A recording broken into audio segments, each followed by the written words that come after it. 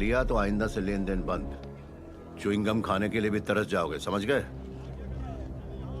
समझ गया। Thank you. तुम्हारा नाम? रेड।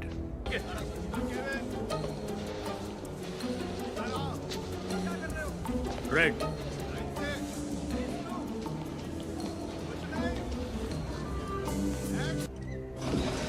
डुफ्रेन, लेज खत्म होने वाली है। गोदाम में जाकर फटाफट लेकर आओ।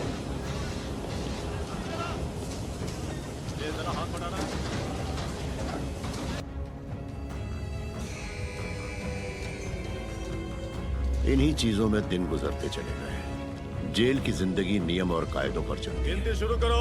जो कभी खत्म नहीं होते। इनाम लिए गए। हर आदमी के लिए बस एक सिगरेट की डिब्बी लगी और अपना 20% कमीशन तो मैं रखता ही हूँ।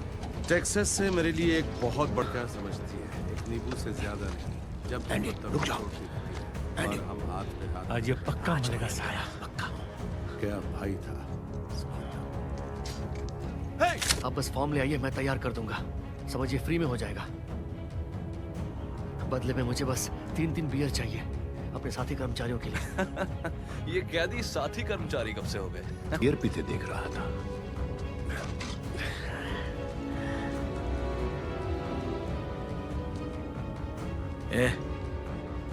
एक ठंडी बियर मारेगा क्या? नहीं मारा उसे। मैं बेकसूर हूँ रेड, यहाँ के बाकी कैदियों की तरह।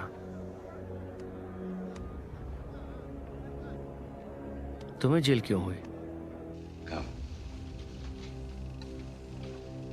This is where the canary is, Johnny. Quite a surprise to hear a woman singing in my house, eh, Johnny? Yoda is my wife.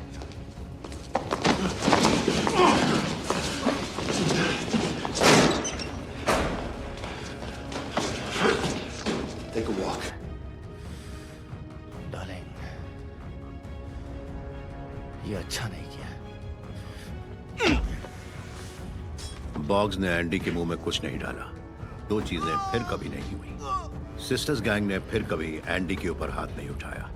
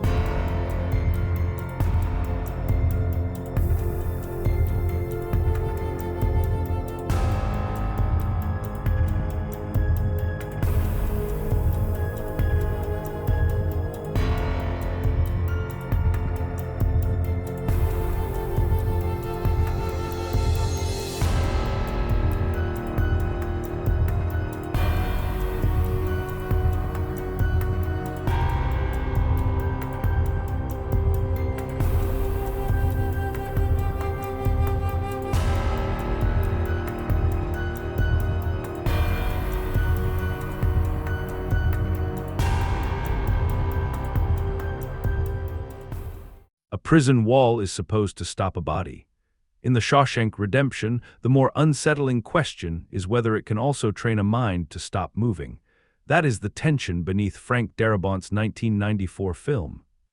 On the surface, Shawshank is built from stone corridors, locked doors, routine, punishment, and time measured in years instead of days. Yet its real subject is less physical than that architecture suggests. The film keeps asking what happens when confinement becomes familiar, when survival begins to resemble surrender, and when hope has to exist without immediate proof that it will be rewarded. This is Cinema Deep View, where the first viewing gives us the story, and the deeper view reveals the design, the pressure, and the meaning beneath it. The Shawshank Redemption is often remembered as a story about endurance, friendship, and the refusal to give up. Those descriptions are accurate, but they can also make the film sound gentler and simpler than it is. Shawshank is not merely interested in hope as a comforting idea. It treats hope as a difficult practice, one that can protect a person, expose a person, or even become dangerous inside a system built to punish inner freedom. The film's central contradiction begins with Andy Dufresne. He enters Shawshank carrying the appearance of composure, but composure is not the same thing as certainty. He rarely gives the people around him easy access to what he feels. That distance matters. It makes him difficult to read, and the prison reacts to unreadable people with suspicion. Shawshank is a place where identity is assigned from the outside. A man becomes his crime, his number, his usefulness, or his weakness.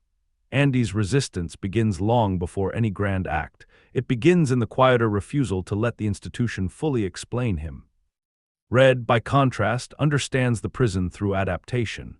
He knows its rhythms, its bargains, its dangers, and the emotional cost of wanting too much. His intelligence is practical. He survives because he can read the limits of the environment.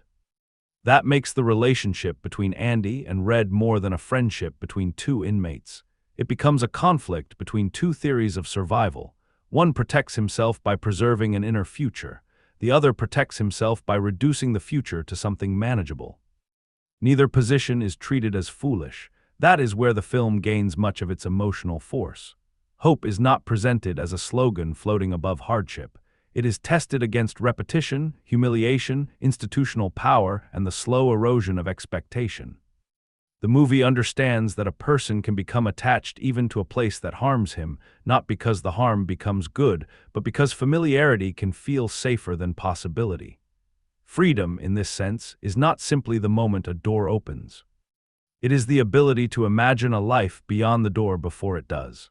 So the guiding question for this deep view is specific. Can hope remain a form of freedom when a prison system teaches people to accept captivity as normal? The answer will not come from one speech, one victory, or one emotional release. It will emerge through objects, routines, spaces, silences, and choices that appear modest until time gives them weight. We will look at how the film turns patience into suspense, how performance communicates thought without explanation, and how the prison itself becomes both a physical location and a psychological argument. That tension is also built into the film's tone. Warmth arrives, but never without the pressure of the walls around it. Even moments of relief carry the knowledge that the institution can reclaim control at any time. Before reaching those deeper layers, though, we need to establish what kind of experience the Shawshank Redemption offers on a first encounter. Its reputation promises inspiration. Its opening movement offers something colder, more controlled, and more morally uncertain. On a first viewing, the Shawshank Redemption feels less like a conventional prison drama than a patient argument about time. Its story contains cruelty, corruption, friendship, fear, and escape, but the film rarely rushes to convert those elements into immediate excitement. It asks the audience to settle into duration. Years pass, routines harden, people change by increments small enough to be missed until the difference becomes undeniable. That pace defines the experience. The movie is not built around constant reversals or escalating physical danger, even though danger is always present. Its strongest tension comes from accumulation. A repeated humiliation matters because it is repeated. A small privilege matters because it arrives inside a place designed to remove choice. A conversation matters because trust has to survive an environment where openness can be used against you. The prison drama framework creates certain expectations. We anticipate brutality, hierarchy, escape plans, clashes with authority, and the struggle to preserve dignity. The film includes all of these, but it prioritizes something quieter, the internal consequences of living under control for too long. Shawshank is not merely a hostile setting. It is a system that teaches dependence. It decides when people wake, where they stand, what they wear, what they may possess, and how much of themselves they are allowed to express. That focus gives the movie its strongest immediate quality. It understands that institutional power works most effectively when it becomes ordinary. The guards do not need to dominate every second through visible force. The architecture, schedule, rules, and accumulated fear do much of the work for them. Even silence becomes part of the system. People learn what not to say, what not to ask, and how little attention they should draw toward themselves. Against this background, Andy's restraint becomes unusually compelling. Tim Robbins does not present him as an obvious hero demanding the audience's admiration. Andy is distant, controlled, and sometimes difficult to understand. His calm can look like strength, arrogance, shock, or concealment depending on the moment. The film uses that uncertainty carefully.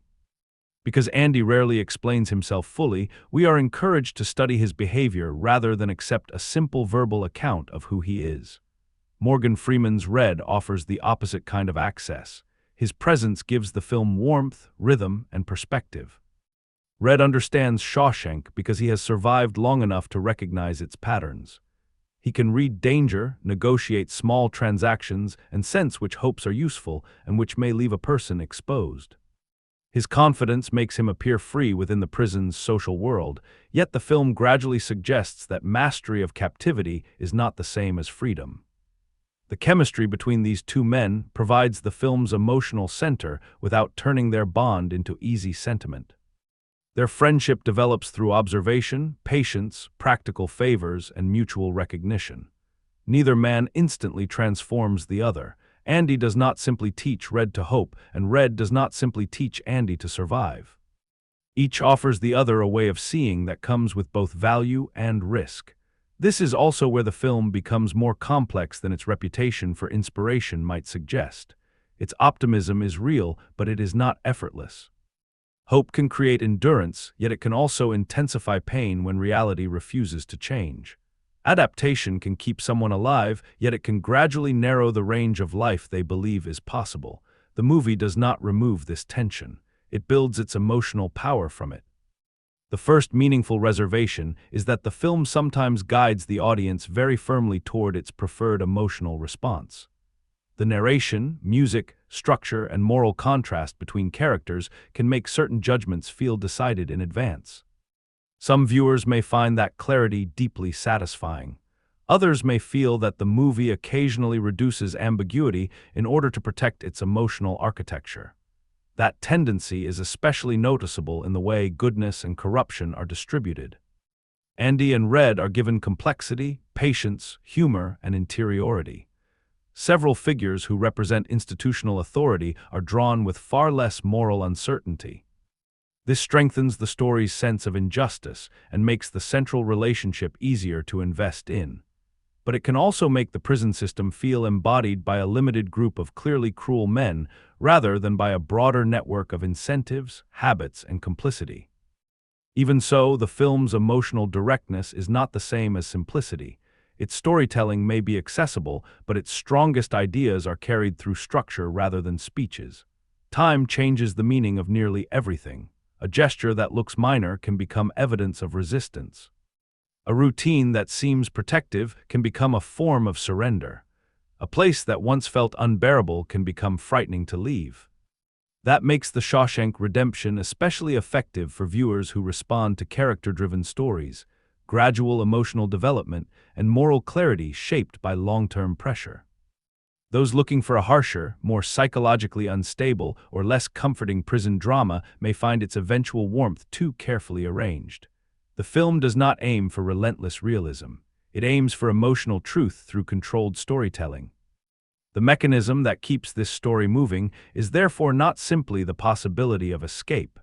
It is the struggle over what time will do to a person. Every major relationship, decision, and setback turns on the same hidden contest. Whether the years will reduce these men to the roles Shawshank assigns them, or reveal something the institution cannot fully reach. Andy Dufresne enters Shawshank with an unusual disadvantage. He has no visible role to play. He is not physically imposing, socially connected, openly rebellious, or emotionally expressive. In a prison culture that quickly sorts people into categories, his reserve makes him difficult to classify. That uncertainty becomes the first engine of the story. Before Andy can pursue freedom in any literal sense, he must establish a way to exist inside a system that assumes his identity has already been decided. His visible goal is initially modest. He wants to endure without allowing the prison to define every part of him. The film does not present this as a clear plan announced at the beginning. It reveals the goal through behavior. Andy watches before he acts. He studies the routines around him, understands who holds power, and waits until he can make a choice that changes his position. This waiting is essential to the screenplay's design. Many stories create momentum by forcing the protagonist into immediate action. The Shawshank Redemption often does the opposite. It delays action until the pressure surrounding it becomes legible. Andy's stillness is not an absence of story, it is the story gathering information. The central obstacle is larger than the prison walls. Shawshank is a structure of enforced dependence. The institution controls movement, work, communication, privacy, and access to the outside world. It also creates its own social economy. Favors, protection, information, and ordinary objects carry value because official life offers so little personal choice. Red functions successfully within that economy.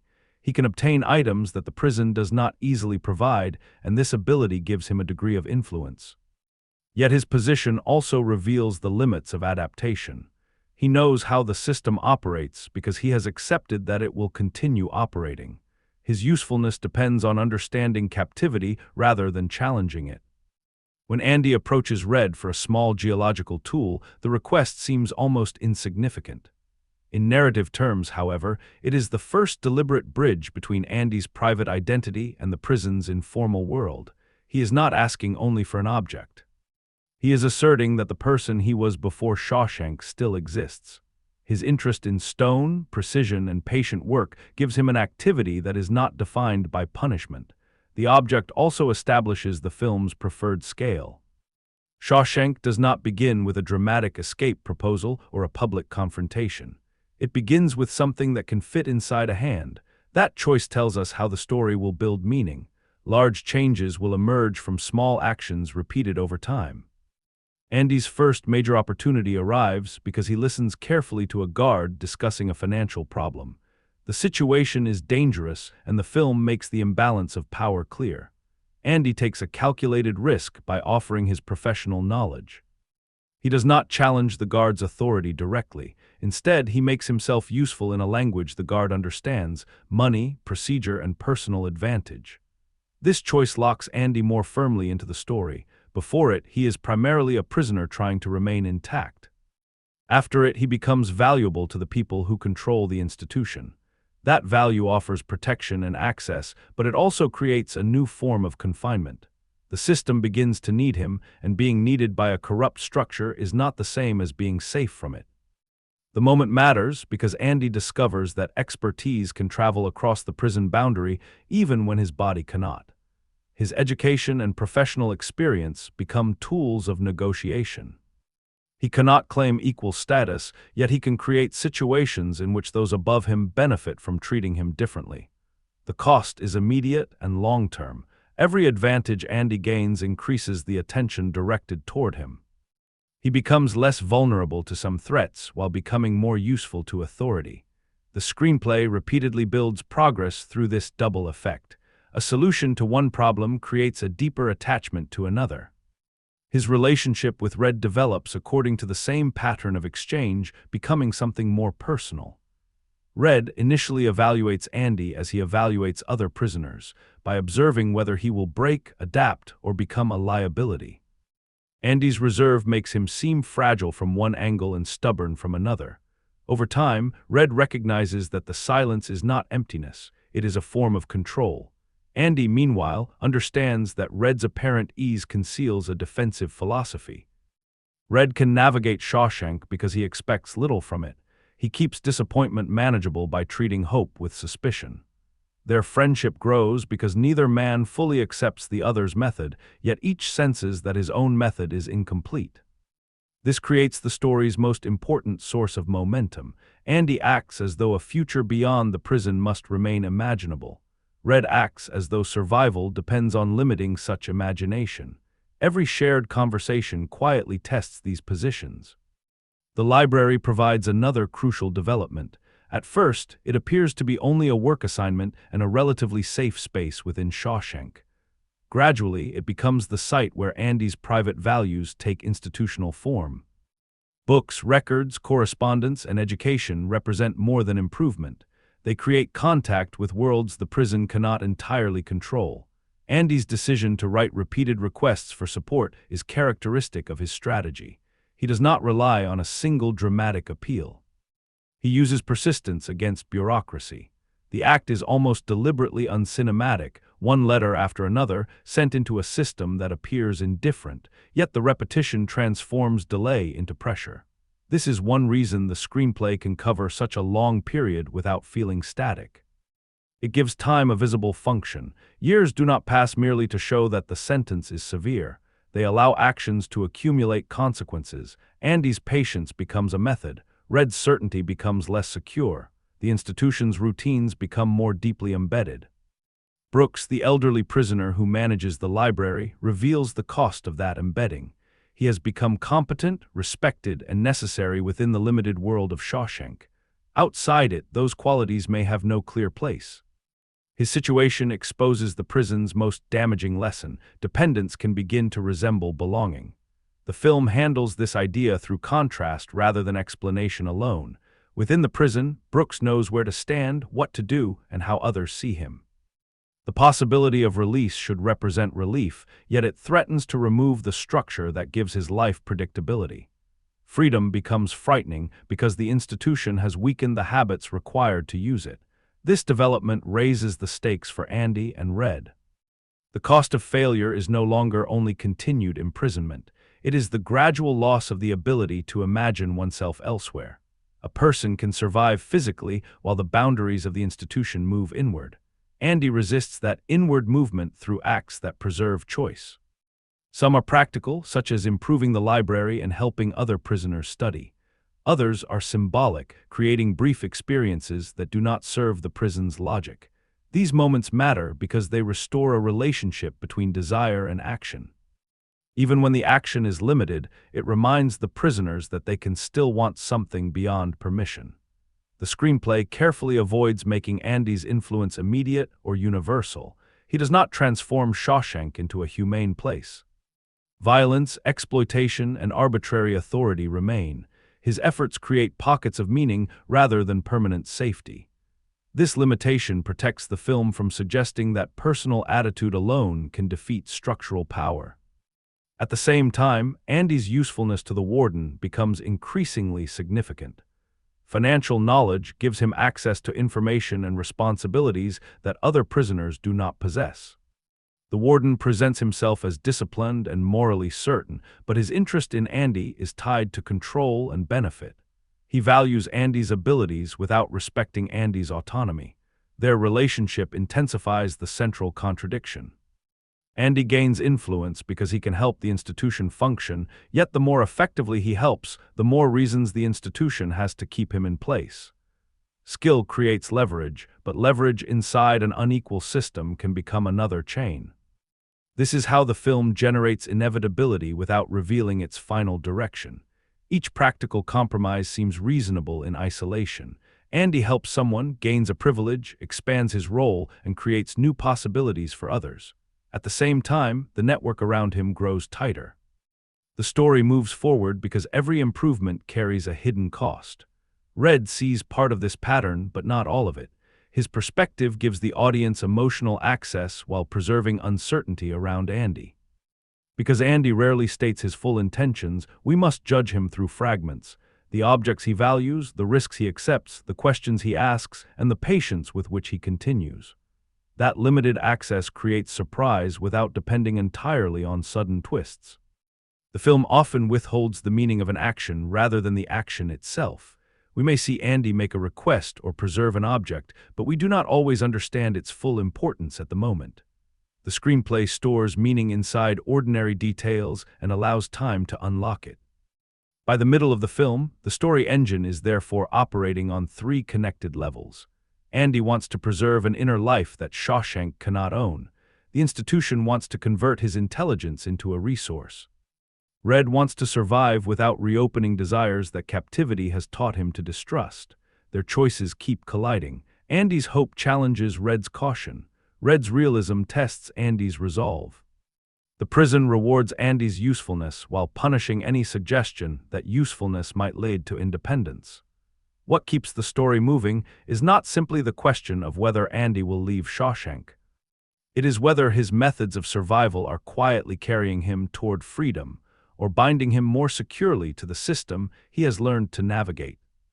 The answer depends on what sustained pressure reveals, not only about Andy, but about every person forced to decide how much of himself he is willing to surrender in order to endure. Andy's visible goal is survival, but survival is not his deepest need. What he needs is authorship over his own life. Shawshank tries to turn every prisoner into a finished definition, guilty, numbered, contained, useful only within assigned limits. Andy's resistance begins with the refusal to let that definition become complete. That distinction explains why his calm can be misleading. From the outside, he often appears detached from danger, almost as though he believes intelligence can protect him from the prison's physical reality. The early pressure placed on him destroys that illusion. He is subjected to repeated abuse and learns that dignity cannot always prevent suffering.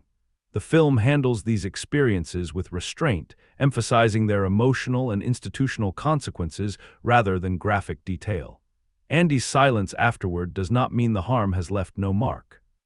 It shows a man attempting to control what remains visible to others. His central contradiction is that he preserves himself by withholding himself. Privacy becomes a defense, but it also creates distance. Red can admire Andy, work beside him, and consider him a friend while still being unsure what Andy is thinking. This makes Andy unusually powerful as a dramatic figure because the audience is rarely given complete access to his interior life. We watch him making calculations, but the film often delays telling us what those calculations are for. Tim Robbins builds this uncertainty through physical control. Andy tends to hold his body upright without making it aggressive.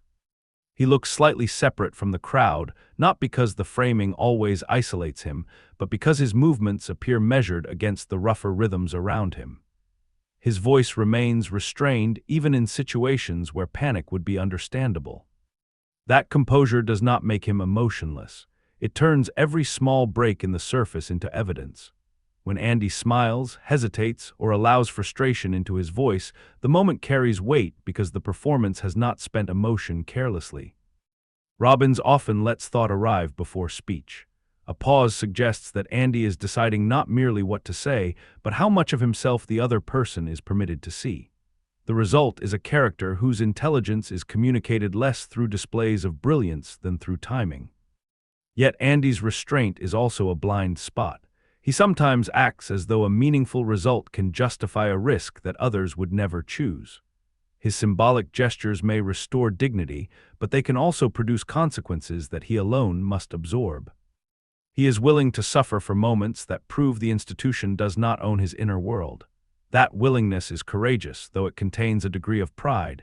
Andy needs resistance to be real, not merely private. Red's visible goal is different. He wants stability inside instability. He maintains relationships, understands the informal economy, and avoids drawing the kind of attention that can become dangerous. His less visible need is to believe that his life still has direction beyond adaptation. The tragedy is that he has become so skilled at prison life that the skill itself protects him from confronting what has been lost. Morgan Freeman communicates this through ease. Red appears socially relaxed because he understands the rules of the environment. His posture, humor, and conversational rhythm suggest someone who can move between groups without threatening anyone. He is observant but rarely intrusive. People trust him because he knows how to be useful without demanding too much in return. That ease is a performance within the performance. Red has created a version of himself suited to Shawshank. He is the man who can obtain things, explain people, recognize danger, and treat disappointment as ordinary. The identity gives him status, but it also depends on the continuation of the prison world. Outside Shawshank, the qualities that make him important may no longer have the same meaning. Freeman's narration adds another layer. Red sounds reflective, controlled, and wiser than the man occupying some of the earlier scenes. The voice creates the sense that events have already been processed, but the performance within those events often reveals uncertainty. The distance between the narrator who understands and the prisoner who is still learning becomes part of the film's structure. Red's fear is not simply that hope may fail. It is that hope may awaken a self he can no longer support. Wanting something creates vulnerability. A person who expects nothing can interpret survival as success. A person who imagines another life must compare that life with the one he has, and the difference can become unbearable. Andy exposes this fear because he treats possibility as a responsibility. He does not always speak openly about the future, but his behavior assumes that the future must be prepared for. Red initially reads this as impractical. From his perspective, Andy's ideas risk disturbing the emotional balance required to endure. Their relationship works because neither man remains only a symbol of his own philosophy. Andy needs Red's realism. Red understands people, consequences, and the emotional weather of Shawshank in ways Andy initially does not. He helps Andy translate intention into action without attracting unnecessary attention. He also provides companionship that prevents Andy's privacy from becoming complete isolation. Red needs Andy's refusal. Andy represents the possibility that adaptation can be useful without becoming absolute. Through him, Red encounters a form of hope that is not based on cheerful prediction. Andy does not claim that circumstances will improve quickly. He behaves as though a meaningful future deserves preparation even when the present offers little evidence. The central opposing force is therefore both personal and institutional. Warden Norton embodies the prison's moral hypocrisy, but the pressure he creates extends beyond individual cruelty. He presents authority as righteousness. Rules are treated as evidence of virtue, while obedience is treated as evidence of moral order. This allows control to disguise itself as discipline. Bob Gunton's performance avoids making Norton physically explosive at every moment. His authority often appears composed. He speaks and moves like a man who expects the institution to confirm his importance. That controlled manner makes his corruption more revealing. He does not experience his public morality and private exploitation as contradictions strong enough to disturb him. Power has given him the ability to redefine self-interest as order. Andy threatens Norton precisely because Andy understands systems.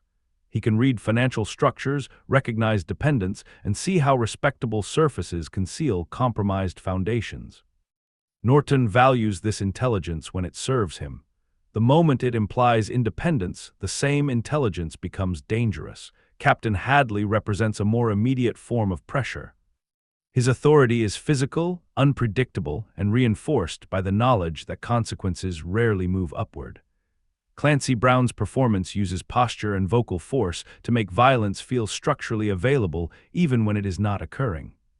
The threat comes not only from what Hadley does, but from how quickly everyone around him adjusts when he enters a space. Together, Norton and Hadley create two faces of institutional control. One gives exploitation a moral vocabulary, the other gives it physical enforcement. Andy's usefulness places him between them. He receives limited protection because his skills benefit the system, yet that protection depends on continued obedience. The supporting prisoners create a different kind of pressure. They remind us that Andy's approach is not universally transferable. Some men respond to confinement with humor, some with routine, some with loyalty, and some with resignation. Their presence prevents the story from reducing prison life to a philosophical debate between two exceptional individuals. Brooks provides the clearest warning. James Whitmore plays him with a gentle precision that makes his dependence painful rather than pathetic. Inside the library, Brooks has purpose, recognition, and competence. His movements belong to the space. When the possibility of release disrupts that role, his fear appears through behavior before it is fully explained. The film's idea of institutionalization becomes convincing because Brooks is not portrayed as unintelligent or weak. He has adapted successfully to the environment available to him. The problem is that the adaptation has become so complete that freedom feels like the removal of identity. His story places pressure on Red's belief that knowing how to live in Shawshank is enough. The performances also reveal how silence operates differently for each character. Andy's silence protects intention. Red's silence often protects emotional equilibrium. Brooks's silence reflects a shrinking ability to imagine alternatives. Norton's controlled silence communicates authority, while Hadley's pauses can make threat more immediate. These distinctions matter because The Shawshank Redemption is often described through its speeches, yet much of its strongest character work happens before words arrive. A glance between Andy and Red can show disagreement without damaging trust. A delayed reaction can reveal fear beneath composure. A body positioned comfortably in one room and awkwardly in another can tell us where a person believes he belongs. Not every supporting character receives equal depth. Some exist mainly to embody fellowship, danger, or corruption. That narrowness gives the film clarity, but it also limits the range of perspectives through which Shawshank can be understood. The prison population sometimes functions as an emotional chorus around Andy and Red rather than as a collection of fully developed lives. Still, the central pressure map remains strong because every major character is defined by a relationship to control. Andy tries to preserve internal authorship. Red turns adaptation into protection. Brooks shows adaptation becoming dependence. Norton converts authority into entitlement. Hadley makes institutional violence visible. The film's deeper argument emerges from the differences between them. Pressure does not simply reveal an authentic self hidden beneath circumstances.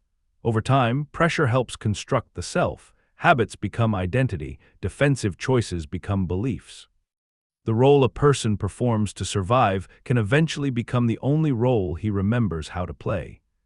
Andy's resistance matters because he recognizes, perhaps more clearly than anyone else, that freedom must be practiced before it can be possessed. Red's struggle matters because the film refuses to treat that practice as easy. After enough years, captivity is not only a location, it is a way of anticipating the world. On the surface, The Shawshank Redemption is about an innocent man surviving prison through intelligence, patience, and friendship. Beneath that surface, the film is more interested in a struggle over ownership. Who owns Andy's time? Who decides what his abilities are for? Who has the authority to define him? Shawshank controls his body, his schedule, his labor, and the official story of his life. Andy's resistance begins wherever he can reclaim even a fragment of those things. This is why time in the film never functions as background alone. Prison time is designed to feel empty while still consuming a life. Days repeat without appearing to lead anywhere. The routine creates movement without progress. Doors open, lines form, work begins, lights go out, and the process starts again. The institution does not merely remove years from a person. It tries to remove the belief that those years can still contain intention. Andy responds by giving time a different shape. He works slowly, repeats actions, develops skills, and invests in outcomes that may not arrive for years. The same duration that Shawshank uses to exhaust him becomes the material through which he resists. Patience is not passive in this film. It is a way of refusing the prison's demand that the present moment become the whole world. That pattern connects the movie's three most important lenses: identity, control, and belief. Andy protects his identity by choosing what his time will mean. The institution protects its control by limiting the futures its prisoners can imagine. Belief becomes the disputed territory between them. A person who believes only in the prison's permanence may survive more comfortably, but he has also accepted the institution's preferred version of reality. Red understands this danger from the opposite direction. He does not lack intelligence or emotional depth. He has simply learned that belief can hurt. His caution is based on experience, not cowardice. He has watched men enter Shawshank carrying names, plans, relationships, and expectations, only to see those identities slowly replaced by prison roles. His suspicion of hope is a defense against being repeatedly reminded of what cannot be reached. The film therefore avoids treating hope as simple optimism. Andy is not valuable because he assumes everything will improve. His hope is practical, disciplined, and sometimes almost severe. It requires action without reassurance. He writes, teaches, plans, observes, and preserves small objects whose importance may not be apparent to anyone else. He behaves as though meaning must be constructed before circumstances confirm that it was worth constructing. This gives the relationship between Andy and Red its deeper movement. Andy is not only offering Red companionship, he is challenging the scale of Red's imagination. Red, in return, is not only helping Andy navigate prison, he is forcing Andy's beliefs to encounter reality. Without Red, Andy's hope could become abstract or enclosed. Without Andy, Red's realism could harden into permanent surrender. Their friendship becomes the place where those positions are tested without either man being reduced to a lesson. Red does not suddenly adopt Andy's worldview, and Andy does not abandon his private sense of purpose. Instead, the film lets influence happen through repetition. A conversation leaves a trace. A favor becomes trust. A disagreement continues beneath later moments. Their bond grows in the same way the prison tries to erase them, gradually. Objects carry this argument because objects can preserve identity when language is unsafe. The small geological tool connects Andy to a former life of knowledge and patient attention. The carved stones that follow turn prison time into evidence of craft. They are not useful to the institution. That is precisely why they matter. Their value comes from concentration, choice, and the ability to make something whose purpose is not assigned from above. Books operate on a larger scale. The library begins as a neglected room within the prison, but Andy treats it as a space where time can accumulate into possibility. Reading does not unlock the gates, yet it allows the mind to move through worlds that the architecture cannot contain. Education goes further. It links effort to a future outcome, which is a radical idea in a place built around repetition and punishment. The library also complicates the film's optimism. It is still located inside Shawshank. Its growth depends partly on the approval of authorities who may value it for reasons different from Andy's. A humane space within an oppressive system can relieve suffering, but it may also make the system easier to endure without changing its foundation. The film does not state this objection directly, yet it leaves enough evidence for the question to remain. Is Andy transforming Shawshank, or is Shawshank learning how to use Andy's resistance? The answer is not entirely one-sided. His work genuinely helps other prisoners. It gives them access to knowledge, purpose, and moments of self-respect. At the same time, his usefulness strengthens the institution's claim over him.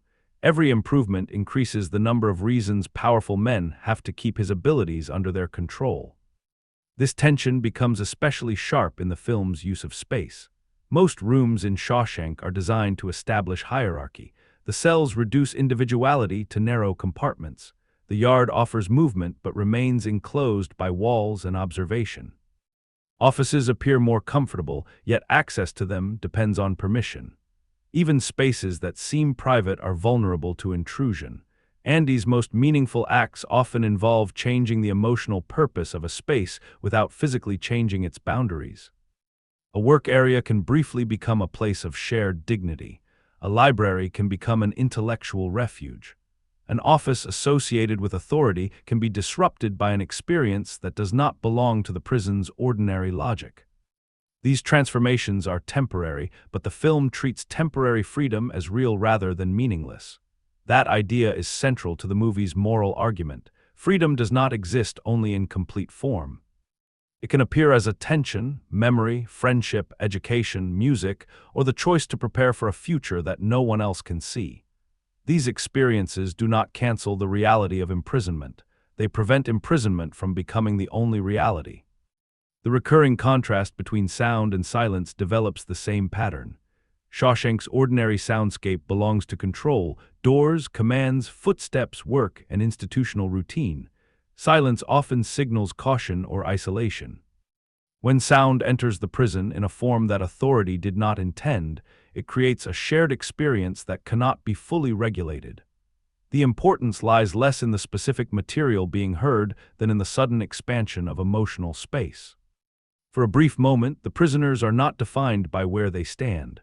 The sound gives them access to something without requiring permission to understand or possess it. Yet the moment also exposes Andy's difference. He is willing to provoke punishment for an experience others may only receive passively. His resistance gives the group something meaningful, but it reinforces the pattern in which he decides the value of a risk that he himself will bear. This is where admiration and unease meet. Andy's determination can be read as moral courage, but it can also be read as a need to prove that he remains beyond the institution's reach. His private nature makes it difficult to separate generosity from self-preservation. When he helps others, he is also protecting the version of himself who can still help. The film suggests these motives can coexist. Warden Norton represents the opposite relationship to identity. He performs certainty rather than questioning himself. His public image depends on moral language, discipline, and order, but the pattern beneath his actions is possession. People, rules, money, and religious symbols become instruments that reinforce his authority. He does not simply want Andy's obedience. He wants Andy's intelligence to function as an extension of his own power. The contrast between the two men is not that one understands systems and the other does not. Both understand systems exceptionally well. The difference lies in what they believe systems are for. Norton uses structure to concentrate control. Andy looks for ways structure can create openings. One treats human ability as property. The other treats it as evidence that the self has not disappeared. Red stands between these positions. He knows that systems cannot always be defeated through direct opposition. His survival depends on compromise, timing, and social understanding. The film respects those skills even as it questions their final destination. Adaptation is necessary, but adaptation without an inner limit can become consent to one's own reduction. The ambiguity lies in whether hope is always liberating. For Andy, it creates purpose. For someone like Brooks, the loss of an established role makes possibility terrifying rather than freeing. The film recognizes that opening a door does not repair the parts of a person trained to fear what lies beyond it. Hope requires not only opportunity, but the ability to imagine oneself living inside that opportunity. That is why the movie's deeper subject is not escape in the narrow sense. It is readiness. Can a person preserve enough identity, belief, and self-direction to recognize freedom when it becomes possible? Andy prepares through intention. Red must first confront how thoroughly the prison has shaped the limits of what he expects. The film asks us to accept that inner freedom matters while refusing to pretend it is sufficient.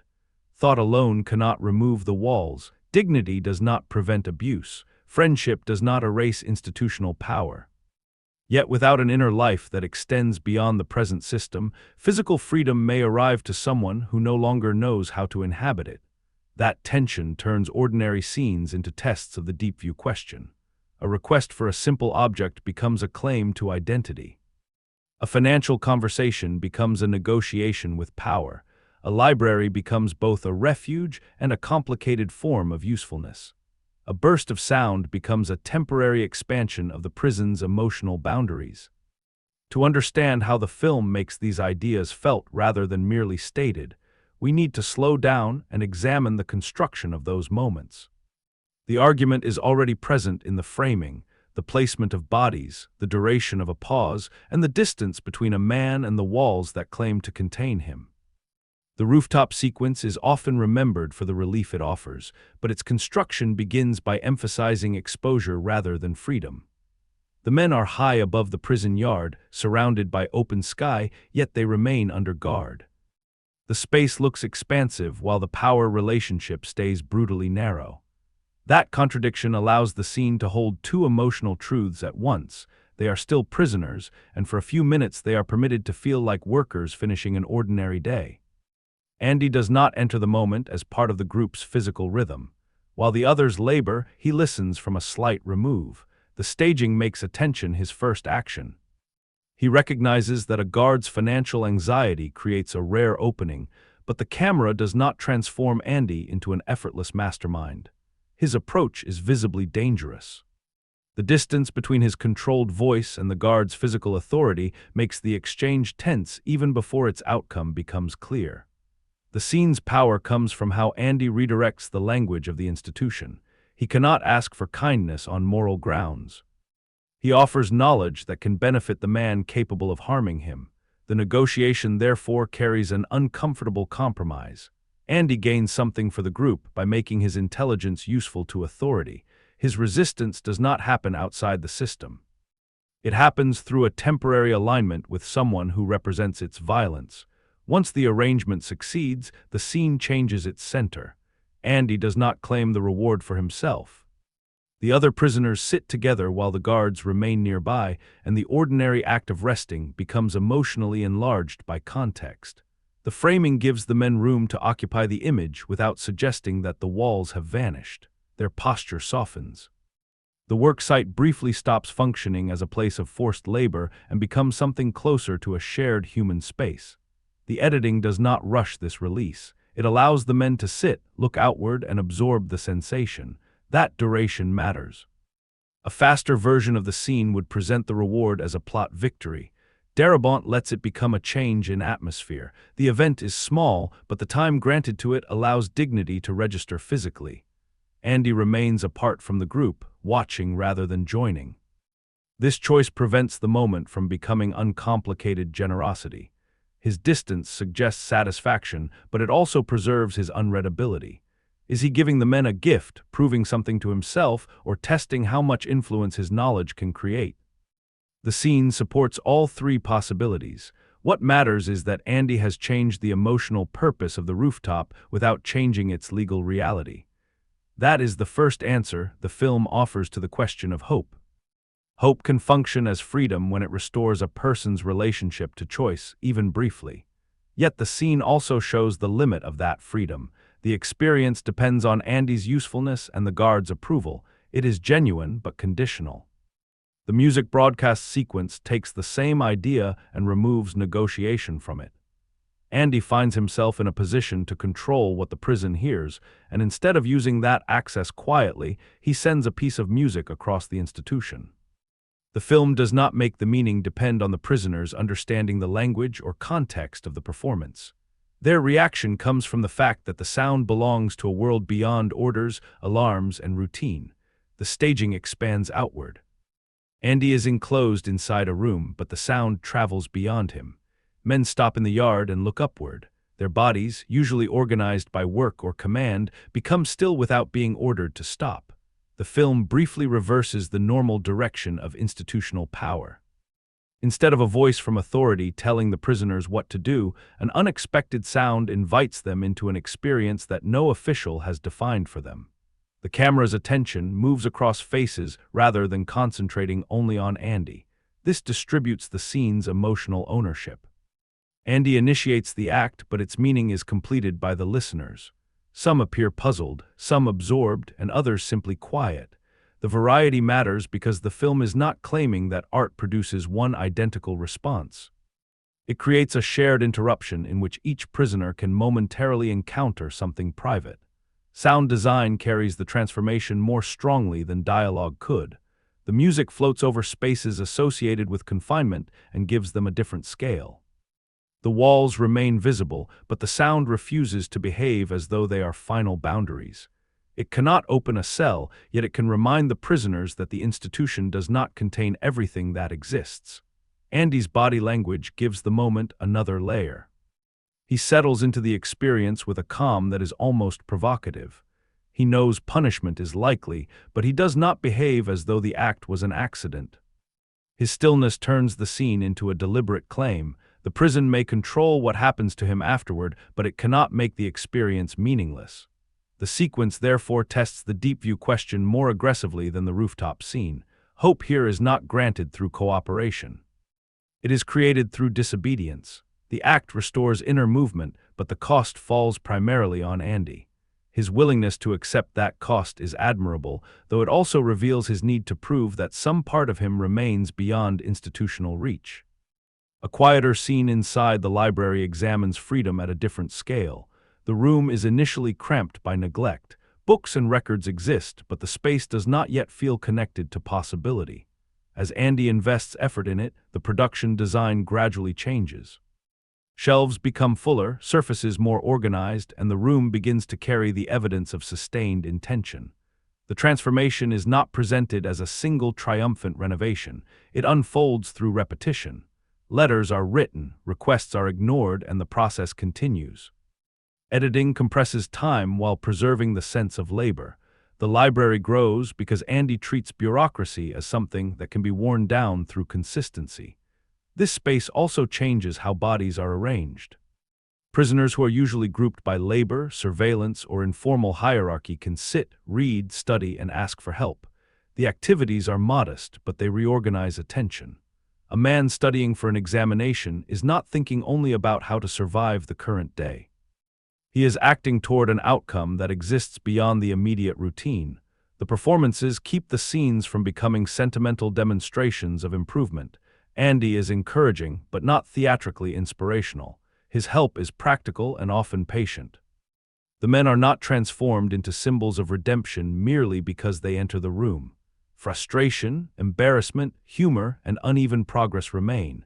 That restraint makes the library important to the film's argument. It is not a magical space outside Shawshank. It remains vulnerable to authority and tied to Andy's usefulness. Still, it gives prisoners a way to practice self-direction. They choose what to read, what to learn, and whether effort can still point toward a future. Across these scenes, the film repeatedly changes the meaning of confinement without pretending to remove it. The rooftop becomes a place of shared rest. The yard becomes an audience space. The library becomes a workshop for possible futures. Framing, duration, sound, and performance allow those changes to be felt before they are explained. The scenes also reveal the limitation built into Andy's method. He can create openings, but he cannot guarantee their permanence. Each moment depends on access, timing, and risk. Hope survives not because the prison becomes less powerful, but because Andy keeps finding ways to prevent its power from becoming the only imaginable truth. The craft of the Shawshank Redemption is most effective when it makes time feel physical. The film covers decades, yet it rarely treats those decades as a simple chain of dates. Direction, screenplay structure, cinematography, editing, production design, narration, and music work together to show time pressing against the characters until habit begins to look like identity. The prison is introduced as a structure that reduces people through scale. High walls, barred openings, long corridors, and repeated rows of cells make individuals appear small and replaceable. The camera frequently places bodies within strong architectural lines, reminding us that Shawshank was designed before any particular prisoner arrived and will continue after he is gone. The institution looks permanent. The men inside it appear temporary. This visual relationship supports the screenplay's central conflict. Andy's resistance is rarely expressed through physical dominance. He cannot compete with the prison on the level of size or force. Instead, he works through duration, knowledge, and attention. The filmmaking reflects this by allowing small details to survive inside large spaces. A tool, a book, a stone, a poster, or a piece of paper can carry narrative weight because the film repeatedly returns to the difference between what appears insignificant and what time can make significant. The direction maintains a controlled emotional clarity. Scenes usually establish where power is located before allowing the characters to respond to it. A guard enters and the atmosphere contracts. The warden occupies an office and the room begins to feel like an extension of his authority. Prisoners gather in the yard and their movements reveal informal hierarchies even before anyone speaks. This clarity makes the story easy to follow across a long span, but it also shapes the audience's moral position very firmly. We are rarely uncertain about which spaces offer human connection and which spaces enforce control. The film's craft is persuasive because several departments point in the same direction at once. Framing, lighting, performance, music, and editing often agree on how a moment should be felt. That convergence gives the film emotional force, though it occasionally reduces friction. When the imagery presents Andy as isolated, the score often deepens the loneliness, the narration explains the larger significance, and the editing gives the moment enough duration to settle. The effect is polished and accessible. It can also feel as though the film is protecting the viewer from interpretive uncertainty. The use of narration is central to this balance. Red's voice provides continuity across years that might otherwise feel fragmented. It allows the film to move through changing routines without stopping for constant explanation inside the scenes. More importantly, the narration gives time a reflective quality. We are not merely watching events occur. We are hearing them arranged by someone who has lived long enough to understand that certain moments mattered more than they first appeared to. Because the voice belongs to Red, it also shapes Andy as a partial mystery. The story is not delivered from inside Andy's mind. We observe him through the perspective of a friend who admires him but does not fully know him. This permits the screenplay to hide intention without making the concealment feel artificial. Andy's privacy is built into the film's point of view. The narration creates warmth, humor, and rhythm, but it can sometimes explain an emotional meaning that the image has already communicated. A look, a posture, or an empty room may establish loss before Red's voice confirms it. For viewers who prefer greater ambiguity, this double emphasis can feel unnecessary. For others, it is precisely what turns a long prison drama into an intimate memory shared across time. Editing keeps that memory coherent through compression. Repeated actions allow years to pass without requiring a scene for every stage of change. Letters accumulate, work continues, the library develops, faces age. The prison remains recognizably the same while the character's relationship to it shifts. The most successful transitions do more than shorten the plot. They show how repetition alters meaning. The first time a routine appears, it may establish the rules of Shawshank. Later, the same kind of action can reveal dependence, resignation, or hidden preparation. The film uses similarity across time so that change becomes visible through contrast. This is especially important for Red. His progression does not depend on one sudden conversion. Editing allows us to feel belief moving through him slowly. Andy's ideas return in different contexts until they are no longer merely Andy's ideas. Repetition becomes the mechanism of influence. Production design gives that repetition a stable surface. The stone, metal, worn wood, paperwork, uniforms, and institutional rooms create a world that seems resistant to change. Even when the library improves, the broader prison remains heavy and controlled. Human effort can alter a room, but it does not erase the building around it. Texture becomes part of the argument. Stone suggests permanence, yet Andy's relationship with stone is patient rather than defeated. Paper appears fragile, but letters and records can produce consequences when preserved and repeated. The film consistently asks which materials truly possess power. The answer changes depending on time and intention. Lighting supports the same contrast without reducing the movie to darkness and light as simple moral symbols. Many prison interiors are readable rather than visually obscure. Control does not hide in shadows. It operates openly through offices, corridors, uniforms, and procedures. This makes the institution more unsettling. Its abuses do not belong to a secret world separate from order. They are carried out through the appearance of order. When warmer or more open light enters the film, it usually accompanies a temporary expansion in the characters' emotional lives. The image can soften during friendship, reflection, or contact with the outside world. Yet the film generally keeps the prison's boundaries visible. Relief is framed as something occurring under pressure, not as proof that the pressure has disappeared. The score contributes a similar sense of distance. It often approaches emotion indirectly, with restrained patterns that suggest memory, longing, or movement rather than immediate triumph. This prevents the early sections from becoming falsely uplifting. The music understands that hope must first exist as a possibility too quiet to defeat the surrounding environment. As the story expands, the score becomes more willing to support release. That growth mirrors Andy's long strategy and Red's changing imagination.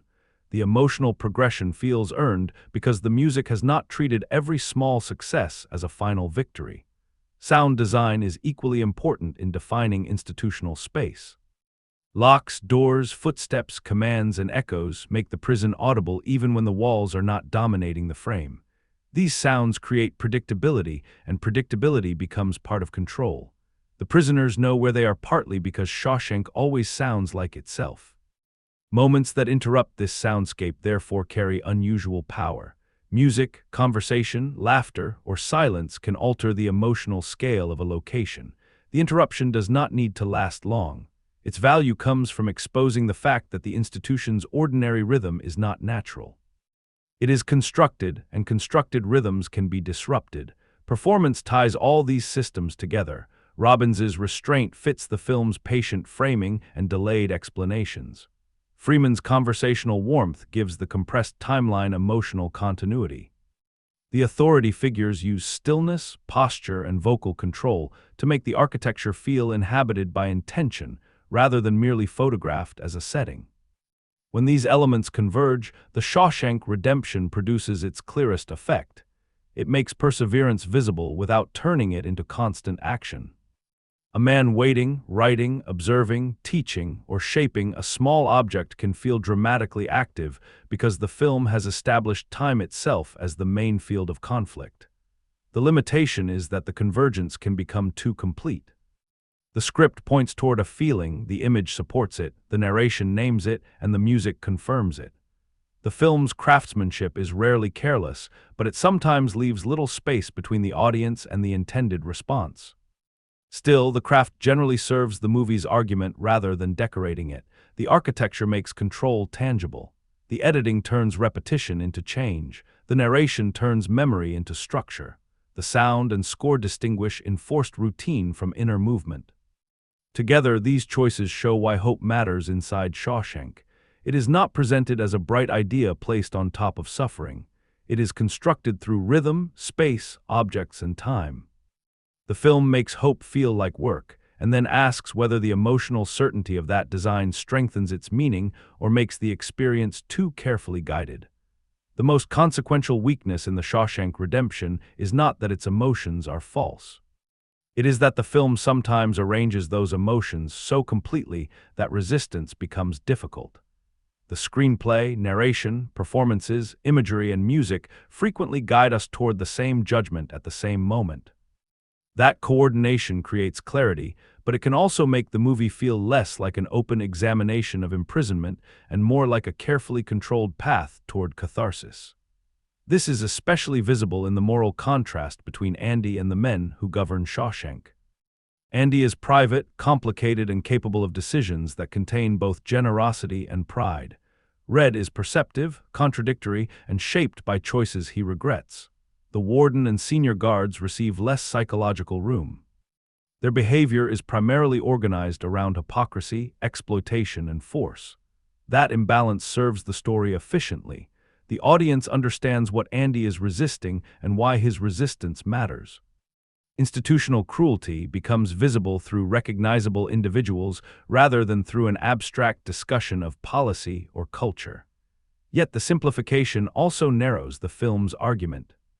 Shawshank can appear corrupt because corrupt men control it, when the deeper problem is that the institution gives those men extraordinary power over people with few protections. A more unsettling version of the story might show decent intentions being absorbed by harmful structures, or ordinary workers participating in cruelty without seeing themselves as cruel. Darabont largely chooses moral concentration instead.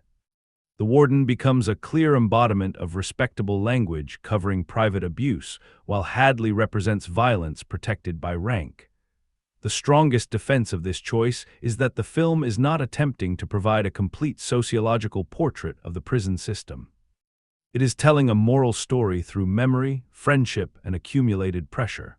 Sharper antagonists give the long narrative a stable line of conflict.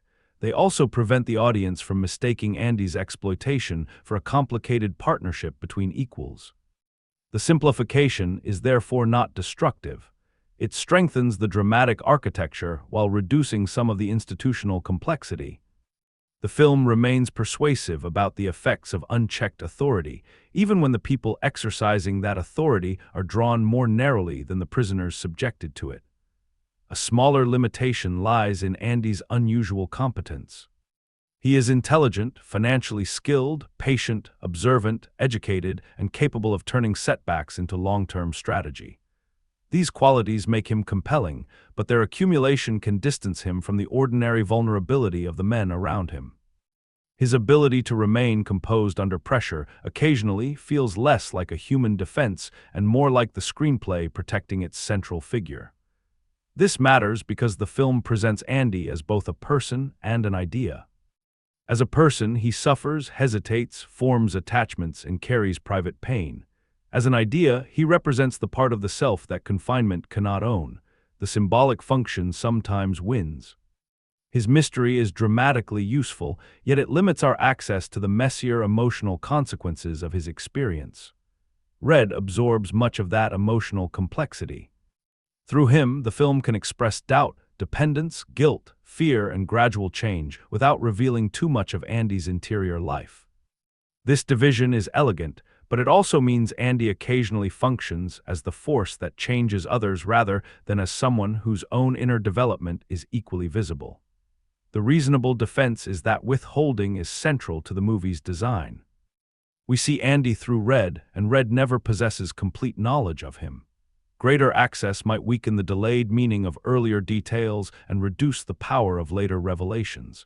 Andy's distance is not merely a missing layer. It is part of how the narrative creates uncertainty. The question is whether that uncertainty always feels organic. At times, the film withholds Andy's thoughts because the story requires the audience not to understand his direction. His secrecy is consistent with his personality, but it is also highly convenient for the structure. On a first viewing, the concealment creates tension. On a rewatch, some viewers may become more aware of the screenwriter arranging information rather than a character naturally protecting it. Pacing creates another point of friction. The movie's length is essential to its treatment of time, but the middle movement can feel almost too comfortable in its rhythm. The library grows, friendships deepen, Andy's usefulness expands, and the prison's routines become familiar. This gradual development is thematically appropriate, yet familiarity can soften the dramatic pressure. The strongest defense is that comfort is the point. The audience must begin to understand how captivity becomes normal. If every scene operated at maximum intensity, institutionalization would remain an idea rather than an experience. The film needs repetition and temporary stability so that later changes carry emotional weight. Even so, some passages repeat an established pattern without substantially altering it. Andy demonstrates patience, Red observes him with growing respect, and authority benefits from Andy's abilities. The individual scenes remain engaging, but the underlying movement occasionally pauses rather than deepens. The narration contributes to this effect. Red's voice is one of the film's great strengths, yet it sometimes closes meaning that the image could have left open. A performance detail may communicate loneliness, and the narration then explains the loneliness. A visual transition may show the passage of time, and the voice confirms how that passage should be understood. The defense here is persuasive. Red is not an external commentator imposed on the film. His act of telling is part of his character. The narration demonstrates how he has organized the past and what Andy came to mean within that organization. Its emotional certainty belongs to memory, not simply to the director instructing the audience. Still, memory can be selective. The film rarely uses Red's narration to expose major distortions or blind spots in his account. His perspective matures, but it remains broadly trustworthy. A more unstable narrator might have created richer ambiguity, though it would also have changed the film into a very different experience. These frictions are inseparable from what makes The Shawshank Redemption so widely accessible. Its clarity allows viewers to follow a story spanning decades without losing the emotional line. Its moral contrast creates satisfying pressure. Its narration gives intimacy to a large structure. Its deliberate music and imagery turn gradual change into immediate feeling. For someone who values ambiguity, restraint, and psychological disorder, the film may feel too polished in the way it delivers hope. Its symbols line up neatly. Its emotional debts are carefully collected. Its major acts of patience eventually acquire visible meaning. That does not invalidate the experience. It explains its shape. The Shawshank Redemption is less interested in leaving the audience trapped inside uncertainty than in carrying uncertainty toward release. The central flaw is therefore tolerable, though significant. The film sometimes earns an emotion and then continues guiding us after the emotion has already arrived. Its craftsmanship can feel controlling in a story that argues against control. Yet that contradiction may also explain the film's durability. Shawshank gives its characters a world of severe limits, then gives the audience a narrative in which scattered details, prolonged suffering, and quiet choices eventually form a coherent design. Whether that coherence feels profound or overly arranged depends on how much freedom we want the film to leave us. When The Shawshank Redemption appeared in 1994, it entered a long tradition of prison stories built around confinement, hierarchy, punishment, and escape. Yet it does not treat the prison primarily as a puzzle to solve or a violent world to conquer. Its closest concern is psychological occupation. the slow process by which an institution can enter a person's habits, expectations, and sense of what life is allowed to contain. That emphasis separates it from harsher prison dramas that concentrate on immediate brutality or political indictment. Shawshank contains violence and corruption, but its perspective remains shaped by memory and companionship. The prison is frightening not only because people can be harmed there, but because years can become ordinary there. The film's most disturbing possibility is not death inside the walls. It is the survival of a person who no longer believes those walls can be left behind. The film also belongs to a broader American tradition of stories in which an individual confronts a powerful institution through patience, skill, and moral persistence. Andy resembles the quiet professional who understands a system well enough to discover its weaknesses. However, the movie complicates that familiar figure by making his greatest strength useful to the institution itself. His financial knowledge gives him limited influence, but it also draws him deeper into the prison's machinery. This makes Shawshank's idea of freedom unusually connected to labor. Andy does not preserve himself by refusing all participation. He works, calculates, organizes, teaches, and improves the environment around him. The question is whether these acts represent meaningful agency or simply make him a more valuable prisoner. The film repeatedly holds both possibilities together. Its relationship with the prison genre is therefore less rebellious than it first appears. Andy rarely confronts the institution through open physical resistance. He learns its routines, creates alliances, and turns patience into leverage. The story finds drama in preparation rather than constant collision. That method aligns the film with its central belief that meaningful change may be almost invisible while it is being built. The movie's place within Frank Darabont's work is also significant. His storytelling often focuses on people enclosed by systems larger than themselves, where decency is tested through prolonged pressure rather than one decisive moral choice. In Shawshank, the prison is literal, but the emotional structure extends beyond incarceration. Characters are trapped by shame, fear, routine, authority, and the identities they have practiced for years. The adaptation from Stephen King's prison novella also challenged the narrow expectations attached to King's name. Rather than supernatural horror, the story develops fear from time, institutional power, and psychological dependence. The threat is not an unexplained force invading ordinary life. It is an ordinary structure becoming so complete that alternatives begin to feel unreal. The film's reputation changed considerably after its theatrical life. Its initial reception did not immediately match the cultural status it later achieved. Over time, home viewing, television broadcasts, recommendations, and repeated exposure helped transform it into a widely recognized story of endurance and friendship. That growth suits the film almost too perfectly. Shawshank itself is structured around value that becomes visible gradually rather than arriving with immediate impact. Its long afterlife also reveals why viewers return to it. The movie offers emotional reassurance without denying suffering. It suggests that patience can possess direction, that friendship can alter the meaning of time, and that a person's inner life may survive years of external control.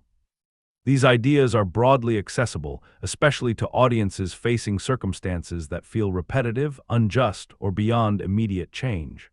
There is a risk in that accessibility. The film's language of hope can be detached from its institutional context and reduced to general inspiration. When that happens, Andy's experience becomes a simple lesson about maintaining a positive attitude. The movie itself is more demanding. Andy's hope requires secrecy, work, sacrifice, intelligence, and an accurate understanding of power. It is not optimism without evidence. It is preparation under conditions designed to make preparation appear pointless. The wider cultural appeal may also soften the story's more uncomfortable questions. Individual perseverance receives a powerful emotional reward, while the broader prison structure remains largely intact. The narrative offers liberation to particular characters rather than a transformation of the institution. This is dramatically satisfying, but politically limited. Shawshank is better at imagining personal escape than collective change. That limitation does not erase its critique. The film shows how moral language can protect corruption, how unchecked authority can convert people into resources, and how release without psychological preparation may not feel like freedom. Its institutional analysis is presented through character and emotion rather than policy or argument. Seen within its genre and cultural reputation, The Shawshank Redemption becomes a carefully balanced work. It is severe enough to make hope costly, yet controlled enough to make hope emotionally dependable. It criticizes the machinery of confinement while offering an individual path through it. That balance explains both its appeal and the reservations it can provoke. Viewers who value moral clarity may find its design deeply moving. Viewers seeking a more systemic, ambiguous, or uncompromising prison drama may find its final emotional direction too reassuring. In either case, the wider frame returns us to the film's specific achievement. It makes a long period of captivity feel like a struggle over imagination, then asks whether preserving a future in the mind is enough to keep that future possible. The most revealing production fact is that the film began as Frank Darabont's adaptation of Stephen King's novella, a source King later described as textured and novelistic. King also recalled that Darabont continued refining the movie almost until release. That background helps explain the film's unusual confidence with duration. It does not behave like a story rushing between major incidents. It preserves the novella's sense that meaning gathers through memory, routine, and the slow reclassification of ordinary details. The episodic structure is therefore not simply a collection of prison anecdotes. Each passage deposits something that later changes how we understand Andy, Red, or the institutions surrounding them. The adaptation's most consequential casting departure is Red. The role had originally been conceived as Irish-American, yet Morgan Freeman was chosen, and the film barely pauses to justify the nickname. That decision changes more than the character's appearance. Freeman's voice becomes the organizing consciousness of the movie. His calm authority turns a long chronology into remembered experience, while his warmth keeps Andy's reserve from making the film emotionally remote. The casting also prevents Red from feeling like a literal translation of a written description. He becomes a new center of gravity created specifically by the film. Because the audience trusts the steadiness of Freeman's delivery, the narration can move across years without making the structure feel fragmented. His voice supplies continuity, while his on-screen performance reveals that the younger Red has not yet earned all the wisdom of the older storyteller. The Ohio State Reformatory supplied much of Shawshank's physical identity. The former prison had closed before filming and had already fallen into visible decay. Contemporary reporting, preserved by the reformatory, notes that the production used areas including the library, day room, gymnasium, and former warden's office. This matters because the building does not merely provide convincing walls. Its scale and wear give the actors something real to resist. Corridors feel shaped by long use, administrative rooms carry inherited authority, and the cell blocks overwhelm individuals without requiring the camera to exaggerate them. The location already contained the history that the drama needed to suggest, allowing chipped surfaces, heavy doors, and immense interior volume to function as evidence rather than decoration. Roger Deakins' cinematography and Terrence Marsh's production design then turn that location into a controlled visual argument. The prison can appear monumental without becoming visually monotonous. Strong lines organize bodies, while changing light and texture distinguish punishment, labor, fellowship, and temporary relief. The authenticity of the location gives the image weight. The crafted design decides what that weight means. Richard Francis Bruce's editing and Thomas Newman's score complete that conversion by shaping when the building feels oppressive, familiar, mournful, or temporarily penetrable. The departments do not compete for attention. They keep directing us back to the relationship between fixed architecture and moving inner life. One documented editing decision reveals how firmly the finished film protects emotional momentum. Darabont and Freeman later recalled that a substantial scene showing Red's panic near the end was removed after test audiences indicated that they wanted him to reach the significant tree without further delay. The deletion narrows the psychological difficulty of his transition. A longer panic sequence might have made freedom feel more disorienting and institutional damage more persistent. It could also have created a stronger parallel with Brooks, suggesting that Red's final movement required more than a change in belief. The released version instead moves decisively toward possibility. That choice supports the film's emotional architecture, but it also confirms the earlier criticism. The Shawshank Redemption often prefers clarity and release once its suffering has done enough dramatic work. Production did not simply capture a hopeful story. Adaptation, casting, location, visual design, music, and editing repeatedly concentrated that hope until it became the movie's governing experience. The central reading so far has treated hope as a form of inner freedom, sustained through preparation, friendship, and the refusal to let Shawshank define the limits of the self. There is, however, a harder counter-reading available. Andy's hope may not be a shared moral gift at all. It may be a highly private strategy that only appears universal because Red tells the story after witnessing its success. From this angle, Andy is not simply the prisoner who keeps possibility alive for everyone around him.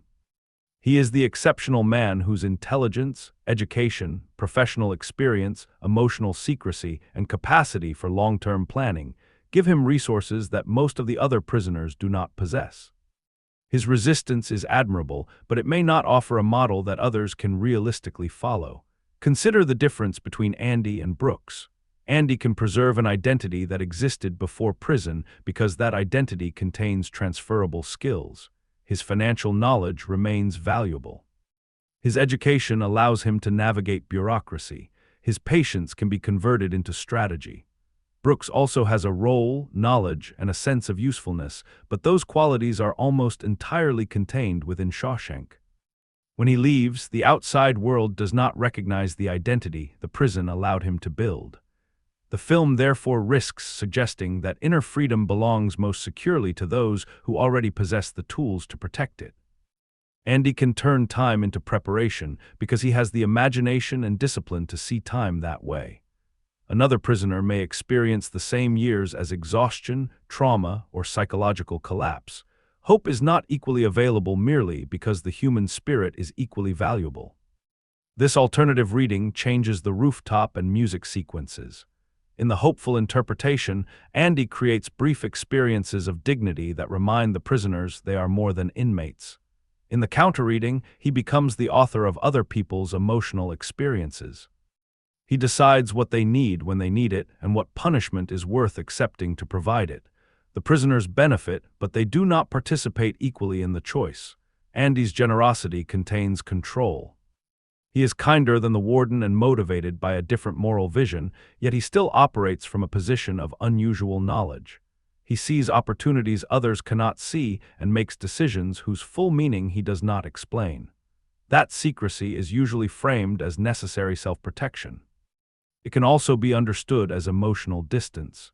Andy trusts Red deeply, but only within limits he establishes. He allows friendship while preserving an interior territory that remains inaccessible. The strategy protects his future, though it also means that Red cannot fully respond to the danger Andy is carrying. Under this interpretation, Andy does not defeat Shawshank merely by refusing its definition of him. He partly survives by becoming better at concealment than the institution is at surveillance. His freedom depends on appearing compliant while privately directing his life elsewhere. That is powerful, but it complicates the film's moral language. The story celebrates authenticity through a character whose success requires extensive performance. Red's perspective makes this tension easy to overlook. He interprets Andy retrospectively, after later events have given earlier moments a coherent pattern. Memory turns Andy into a figure of almost mythic persistence. Actions that may once have seemed confusing, arrogant, or reckless become evidence of purpose. That transformation tells us as much about Red as it does about Andy. Red needs Andy's story to mean something. It gives shape to his own years, reframes his caution, and offers him a path toward action. The narration may therefore idealize Andy not because it is dishonest, but because Andy has become the structure through which Red understands his own recovery of hope. This suggests a different answer to the deep view question. Hope may not remain freedom simply because one person protects it. It becomes freedom only when it can be transferred without becoming another demand. Andy's influence matters most when Red stops treating hope as Andy's special quality and begins choosing for himself. The original reading explains the film's objects, spaces, and rhythms extremely well. Andy's patience genuinely transforms prison time into purposeful time. His work creates opportunities for others. His friendship gives Red a language for imagining a future beyond adaptation. The count-reading explains the discomfort beneath that inspiration.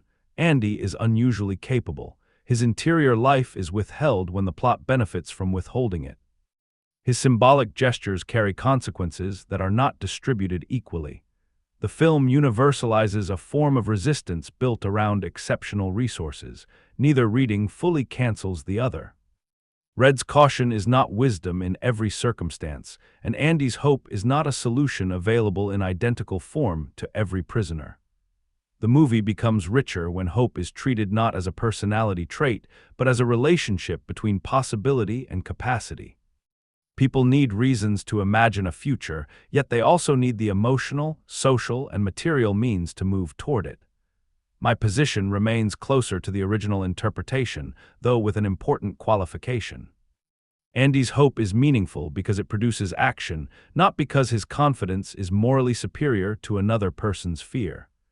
The film is strongest when it recognizes how difficult hope can become after prolonged control. It is weakest when Andy's exceptional endurance begins to look like a standard by which everyone else might be measured. The deeper freedom in the Shawshank Redemption does not belong to Andy alone.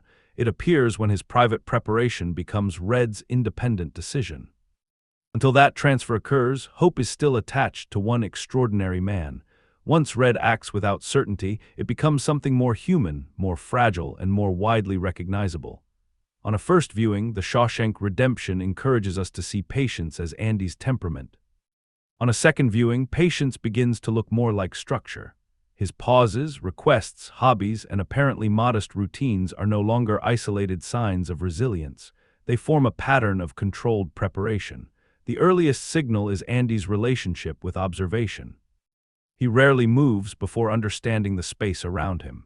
While other characters respond immediately to danger, boredom, or opportunity, Andy tends to watch long enough for the system to reveal how it works. This can initially read as emotional distance. Later, the same behavior feels more active.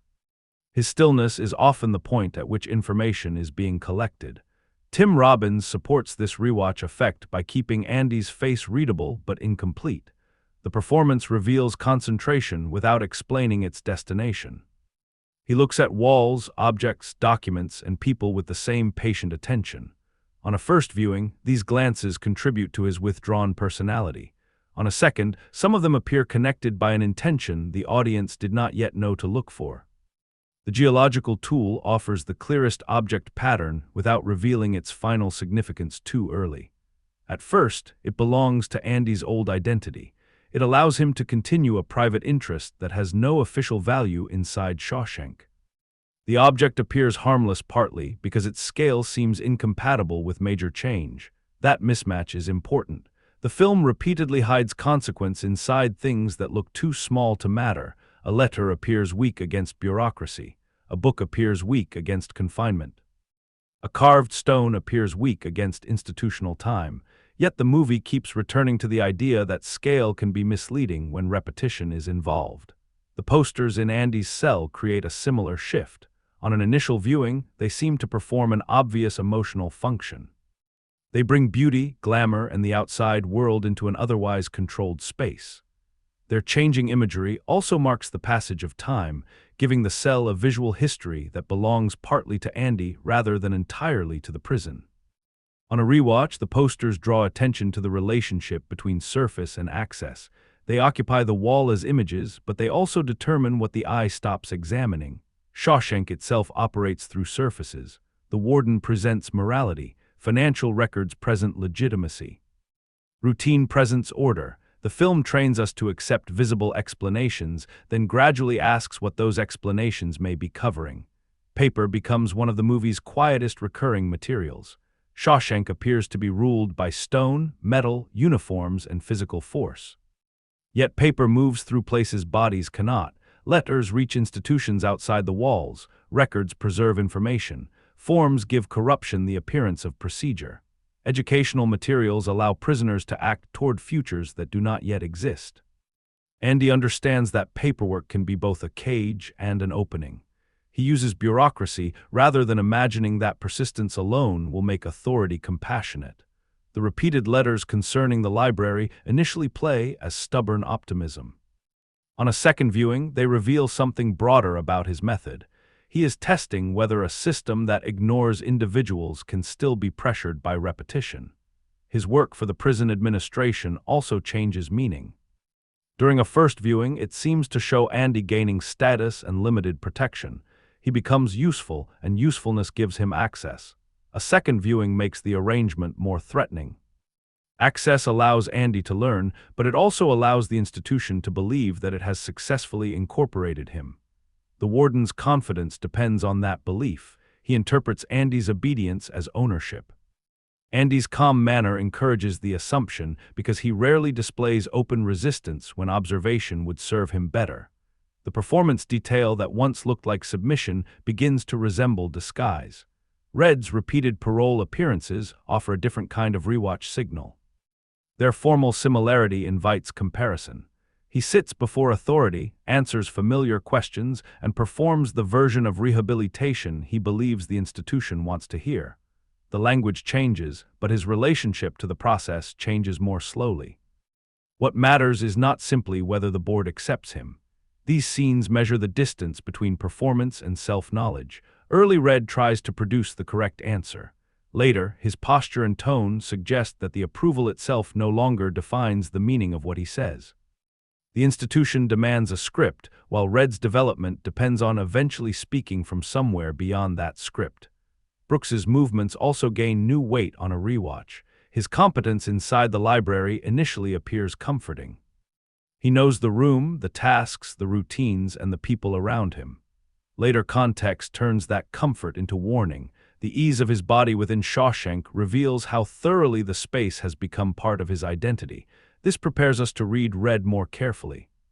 His confidence in the yard, his informal influence, and his ability to obtain what others need all appear to represent control.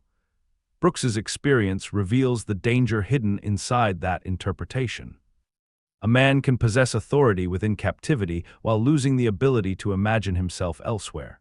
Repeated images of doors, corridors, and thresholds carry the same tension. Passage does not automatically equal movement toward freedom. Prisoners travel constantly within Shawshank, but most routes return them to assigned places. The film distinguishes motion from direction. Andy's pattern is different because his actions often point beyond their immediate purpose. Improving the library helps the present, but it also protects the idea of future usefulness. Teaching another prisoner serves a practical goal, but it also restores a link between effort and possibility. Even his hobbies carry the assumption that time can produce something other than exhaustion. The film therefore rewards a second viewing through design rather than surprise alone. Its hidden pattern is not limited to one concealed answer. It is embedded in the contrast between appearance and function. Small objects may carry large intentions. Compliance may hide resistance. Institutional order may hide theft. Familiarity may hide dependence. What the first viewing experiences as inspiration, the second can recognize as preparation. Andy does not preserve hope by feeling it continuously. He gives it physical forms, repeatable habits, and private structures. The decisive meaning of those structures remains for the spoiler descent, where the ordinary details finally reveal how long the film has been placing its answer directly in front of us. From this point on, the ending, the reveals, and their meaning are all on the table. If you want the film unspoiled, pause here and come back after you've seen it. The decisive revelation in The Shawshank Redemption is not simply that Andy escapes. It is that his apparent adaptation has concealed a separate relationship with time. Shawshank believes it has been using his patience, intelligence, and obedience. In reality, those same qualities have allowed him to construct a future beneath the institution's attention. For years, Andy appears to be surviving by becoming useful. He manages financial arrangements, expands the library, teaches prisoners, and occupies spaces that would ordinarily remain inaccessible to an inmate. The warden interprets this access as proof of control. Andy's talents have been absorbed into Shawshank's machinery, and Norton assumes that dependence has eliminated resistance. The escape reverses that interpretation. What looked like incorporation was also observation. What looked like routine was preparation. Andy was not protected from the prison's power, but neither was he entirely contained by the role it assigned him. The hidden tunnel gives physical form to the film's central argument. Andy's geological tool seemed too small to challenge the scale of Shawshank. That assumption was based on the wrong measurement. The tool was weak in a single moment, but the film has never treated a single moment as the true unit of power. Repetition changes scale. Stone appears permanent only when compared with one human action.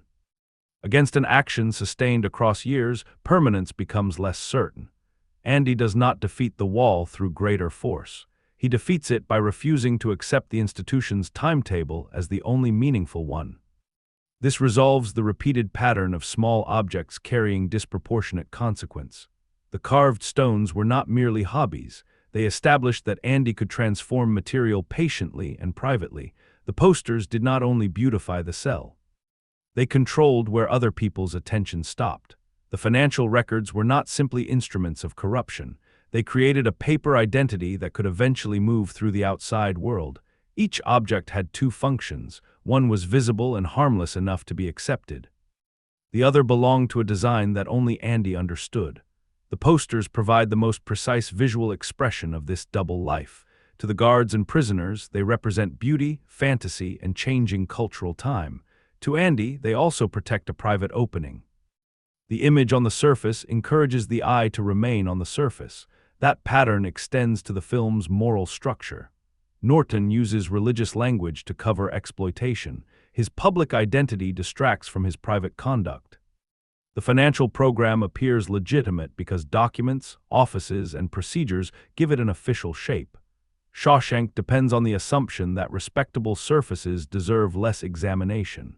Andy survives by learning the same principle and directing it against the institution.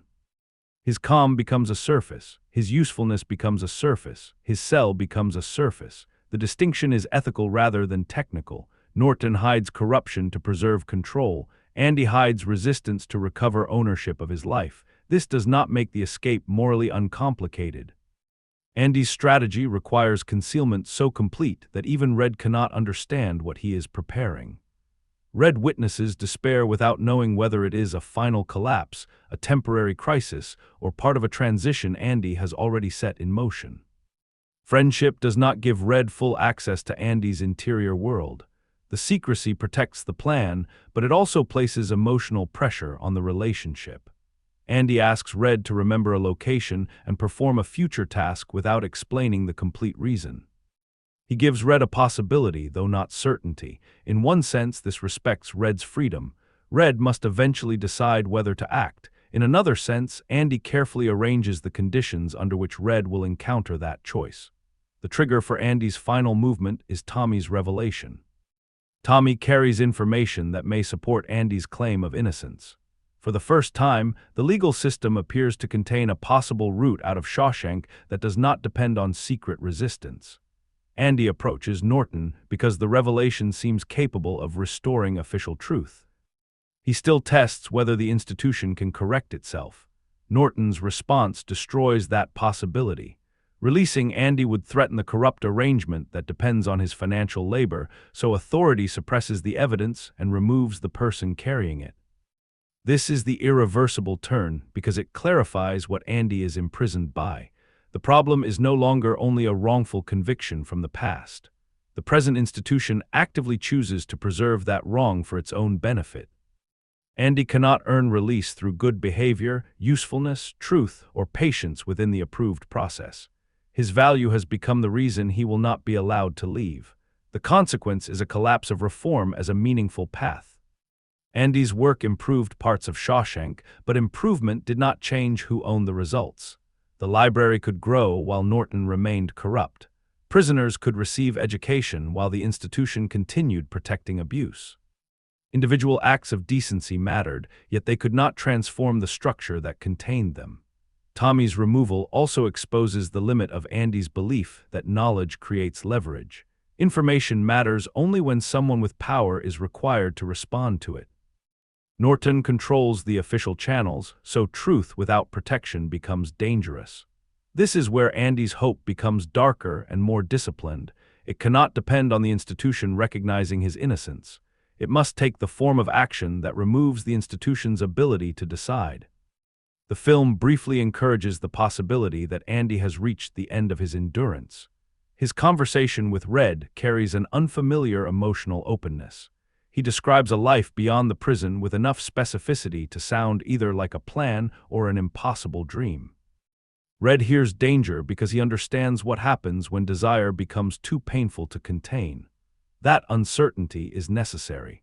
The audience has been trained to admire Andy's hope, but hope under severe pressure can resemble desperation from the outside. The film asks us to consider whether his final vision is evidence of survival or a sign that survival has become impossible. The next morning turns absence into revelation.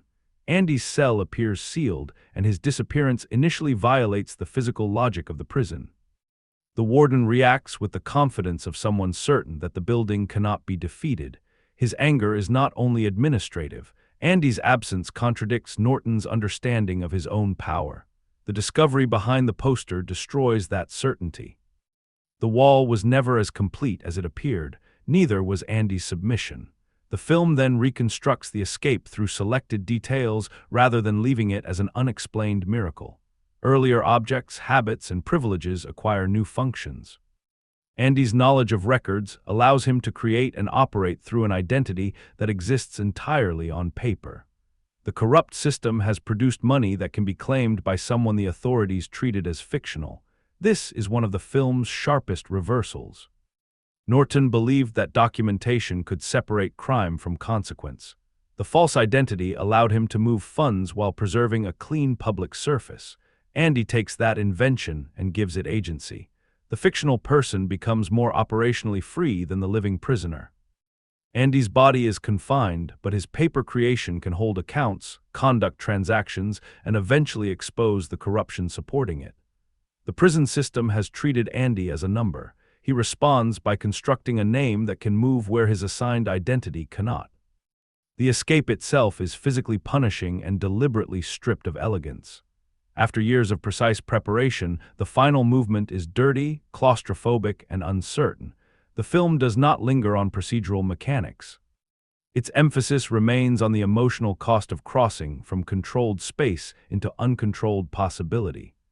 When Andy emerges beyond the prison, the famous gesture of release works because the body finally expresses what the character has kept restrained. Throughout the film, Robbins has contained Andy's emotions through posture and voice. The open stance in the rain is therefore not merely a celebration of physical escape. It is the first moment when Andy no longer needs to hide the scale of what he has wanted. The rain has a cleansing association, but the film does not suggest that suffering has been erased.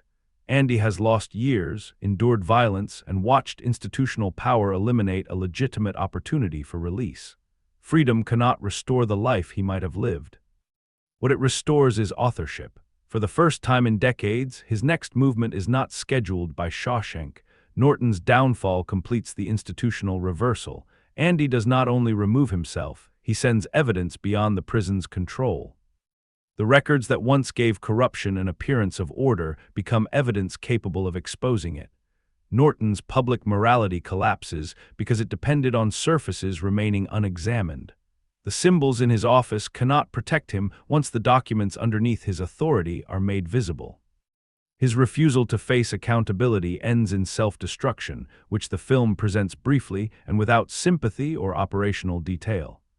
The important point is not the act itself, but the final collapse of a man who treated control as proof of righteousness. Hadley is arrested, giving visible consequence to the violence that rank had protected. These outcomes are narratively satisfying, though they also demonstrate the film's preference for concentrated justice. Particular corrupt men fall. Shawshank itself remains. That distinction matters. Andy defeats his captors, but he does not dismantle the conditions that allowed them to operate. Other prisoners remain behind the walls. The film offers personal liberation and exposure, not institutional transformation. The ending therefore answers the deep view question at the level of the individual. Hope remains a form of freedom when it produces a relationship with the future that captivity cannot completely regulate. Andy's hope survives because he gives it structure. He does not rely on emotion alone. He turns it into repeated action, concealed preparation, and a destination precise enough to organize years of effort. Brooks's story shows why that answer cannot be universalized too easily. Release without an inner future can become another form of terror. Outside Shawshank, Brooks lacks the role, relationships, and confidence that made him legible to himself. The world has changed while his habits remain shaped by prison. His death is handled through absence, loneliness, and consequence rather than sensational detail. The film uses it as a warning about what institutions can continue doing after physical confinement ends. Shawshank has entered his expectations so completely that freedom feels like abandonment. Red reaches the same threshold but does not follow the same path. Once released, he encounters routines that echo Brooks's experience. He occupies the same transitional room, works under supervision, and feels the pressure of a world in which ordinary decisions have become unfamiliar. This parallel is one of the film's most important rewatch structures. Red had interpreted Brooks as an example of institutionalization. Outside prison, he discovers that understanding the concept does not make him immune to it. Knowledge alone cannot restore the habits of freedom. The decisive difference is that Andy has given Red a future action. The promise of the buried message is small enough to be manageable. Red does not need to imagine an entire life at once. He needs to make one choice that is not dictated by routine. The object hidden near the tree connects hope with evidence. Andy does not ask Red to believe without support. He leaves something physical, a sign that the future they discussed was not merely fantasy. The location itself stands apart from prison architecture. Instead of stone walls arranged to contain people, the landscape opens outward and requires Red to navigate by memory and trust. When Red violates the terms controlling his movement and begins the journey south, hope becomes his own decision. He is no longer following prison rules, a parole script, or even Andy's instructions in a purely obedient sense. He chooses uncertainty over the safety of managed captivity. This completes his arc. Early Red protects himself by assuming that hope is dangerous. Later, he discovers that a life without hope can also become dangerous because it leaves institutional habits unchallenged. The film's final image of Andy and Red reunited beside the ocean provides emotional closure so complete that it has sometimes been criticized as unnecessary. A more ambiguous ending could have stopped with Red traveling toward possibility, leaving the reunion outside the frame. The strongest argument for that alternative is thematic. Red's act of choosing hope would remain meaningful even if the destination were uncertain. Ending on the journey could preserve the idea that freedom is practiced without guarantees. The released ending chooses fulfillment. The ocean becomes the visual opposite of Shawshank. The prison is made of fixed boundaries, repeated lines, and controlled routes. The coast appears open, bright, and difficult to divide. Andy and Red move toward each other without guards, doors, schedules, or permission. This is emotionally direct, and perhaps too direct for viewers who prefer the film's uncertainty to remain active. Yet the reunion does more than reward patience. It redefines the friendship outside the conditions that created it. In Shawshank, Andy and Red's relationship was shaped by exchange, danger, surveillance, and unequal access to information. At the shore, they meet as two men capable of choosing their own next action. The final image also resolves the difference between private and shared hope. Andy's plan began in secrecy. Red's decision makes its meaning communal. Freedom is no longer something Andy prepares for alone. It becomes a place where another person can arrive through his own act of belief. The ending earns its release because the film has spent so long showing why freedom is psychologically difficult. It is not only the absence of walls. It is the restoration of direction, risk, and self-authored movement. Still, the movie's clarity remains both its strength and limitation.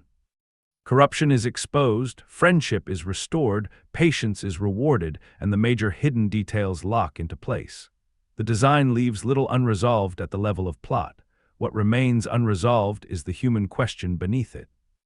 How much of a person can be preserved through private intention, and how much requires another person to recognize and carry that intention forward? Andy survives by protecting a future no one else can see. Red becomes free when he finally acts toward that future without knowing exactly what it will demand. Hope begins as resistance inside one man and becomes freedom when another man chooses to trust it. That is what the Shawshank Redemption ultimately earns. Not the claim that hope guarantees rescue or that endurance automatically receives justice, but the more careful idea that captivity achieves its deepest victory when it convinces a person there is nowhere meaningful to go. Andy's tunnel defeats the wall physically. Red's journey defeats it psychologically. The first escape exposes the weakness of the prison's structure. The second reveals the limit of its hold. The image that remains after the Shawshank Redemption has explained itself is not the tunnel, the exposed corruption, or even the open coastline. It is Red standing in the unfamiliar space of ordinary freedom, waiting for permission to perform actions no one is preventing him from taking. That hesitation contains the film's deepest understanding of imprisonment. A locked door is obvious. An internalized command is harder to recognize.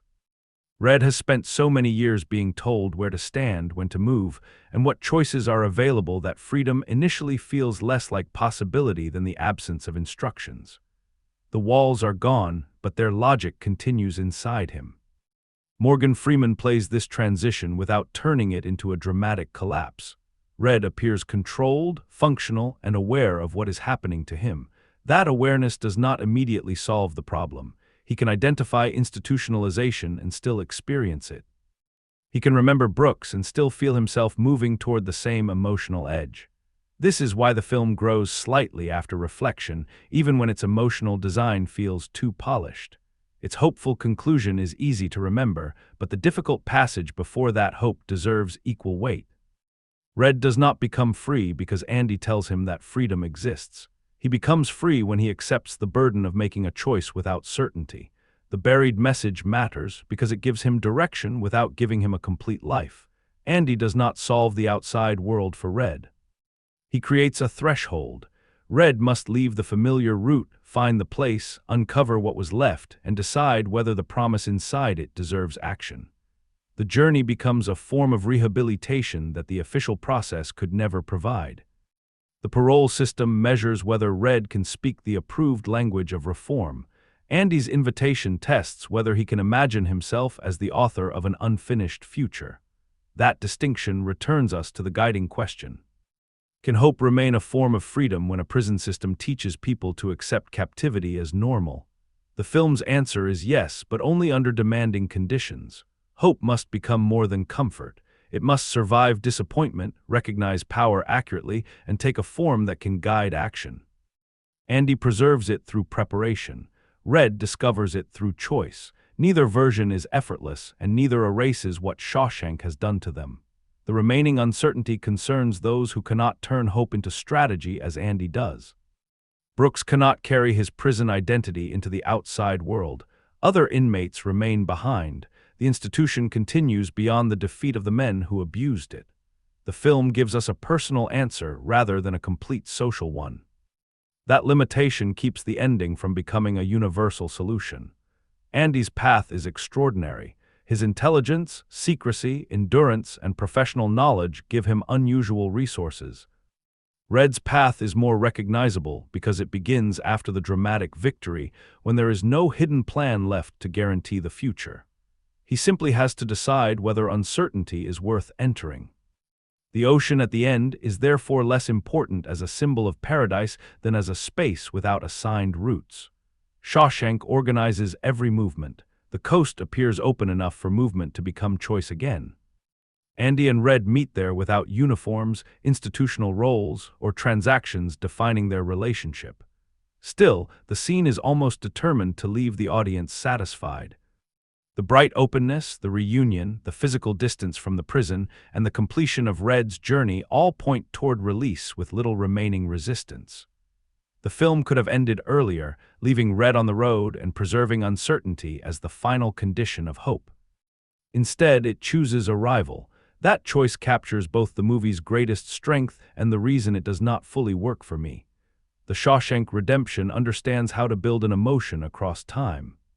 It plants objects, gestures, routines, and relationships, then returns to them with altered meaning. Its structure is patient, its central performances are controlled, and its treatment of institutional dependence is often perceptive. Yet once the film earns an emotion, it regularly reinforces it. The narration interprets what the image has already suggested. The score enlarges what the performance has already communicated. The moral contrasts make it difficult to remain uncertain about where sympathy belongs. The ending then resolves nearly every major narrative debt. For many viewers, that completeness is the achievement. The movie offers the rare pleasure of watching scattered details become a coherent design. Its emotional clarity allows its ideas about friendship, patience, and institutionalization to reach a broad audience without losing their basic seriousness. For me, the same clarity sometimes feels restrictive. A story about preserving inner freedom leaves the viewer relatively little interpretive freedom at its most important moments. The film asks difficult questions, but it often shapes the emotional answer before we have fully occupied the uncertainty. My personal score is 5 out of 10. That score is not a claim that the film is poorly made. Its craft is substantially stronger than the number might suggest. Roger Deakins' images give the prison scale and texture without allowing the setting to become visually dead. Morgan Freeman gives the story continuity, humor, and emotional access. Tim Robbins builds Andy from controlled surfaces, allowing small shifts in expression to carry unusual weight. The editing turns decades into a comprehensible emotional progression, and Thomas Newman's score helps time feel mournful before it feels liberating. The film's greatest achievement is its conversion of patience into drama. Andy's defining actions are rarely fast. He watches, writes, works, teaches, shapes objects, preserves information, and continues. The movie makes these actions feel consequential because it understands repetition as accumulated force. Its most significant limitation is that the emotional architecture is too visible. The film frequently tells us where a feeling is going and then guides us carefully until we arrive there. Its symbols are effective, but often neat. Its villains clarify institutional abuse, but possess less psychological depth than the men resisting them. Its final release is satisfying, but so thoroughly arranged that very little unease survives it. That limitation affects the score more than any issue of pacing or length. The slow rhythm is justified by the subject. Shawshank must become familiar before institutionalization can feel convincing. Removing that duration would weaken the film's central idea. The movie is most likely to connect with viewers who value character-driven storytelling, clear moral movement, long-term friendship, and emotional resolution. It rewards audiences willing to accept classical storytelling that builds patiently toward a powerful release. Its accessible structure also makes it effective for viewers who might resist a colder or more confrontational prison drama. Those seeking sharper ambiguity, broader institutional analysis, or a less protected emotional experience may connect less strongly. The film exposes corruption, but concentrates it in individuals. It shows psychological damage, but ultimately gives its central characters an unusually complete release. It acknowledges that hope can be painful, yet remains committed to proving its value. Streaming suits the film well because its power does not depend on spectacle. Its images benefit from a large screen, but the essential experience comes from performance, rhythm, narration, and gradual attention. It is best watched without interruption, since its emotional design depends on feeling the weight of repeated routines and passing years. Its rewatch value is substantial at the level of construction. Early objects acquire second meanings. Andy's silences become more active. The warden's confidence looks more fragile. Red's apparent mastery of prison life begins to resemble a warning. The escape itself may become less surprising, but the preparation becomes more visible. Whether the film grows emotionally on a rewatch depends on the viewer. Greater awareness of its design can deepen admiration for the setup. It can also make the manipulation more noticeable. The same precision that makes the ending feel earned may make it feel predetermined. A 5 out of 10 therefore reflects a divided response. I respect the discipline of its construction more than I respond to the completeness of its emotional argument. I see why its hope has endured, but I also feel the machinery that ensures that hope reaches us in the intended form. That tension may be the most honest place to leave the film. The Shawshank Redemption argues that a person survives captivity by protecting an inner territory from institutional control. My reservation is that the movie sometimes controls the viewer too carefully while making that argument. Even so, Red's final decision remains meaningful. He does not know exactly what waits beyond the route Andy has opened.